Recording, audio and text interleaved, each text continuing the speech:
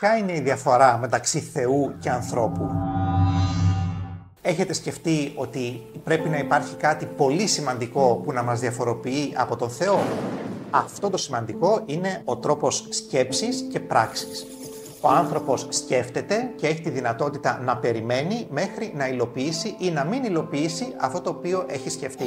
Ο Θεός όμως Σκέφτεται και την ίδια στιγμή αυτό το οποίο έχει σκεφτεί υλοποιείται. Δεν απέχει χρονικά η σκέψη από την πράξη όπως συμβαίνει στον άνθρωπο και αυτός είναι ο λόγος που ο Θεός οφείλει να είναι πανάγαθος, να είναι δίκαιος, διότι ό,τι σκεφτεί την ίδια στιγμή πριν καν τελειώσει η σκέψη του έχει υλοποιηθεί. Έχουμε συνειδητοποιήσει άραγε ότι αυτός είναι ο λόγος της ζωής μας και η εξέλιξη την οποία πρέπει να υποστούμε, να αποκτήσουμε κι εμείς τη σκέψη του Θεού?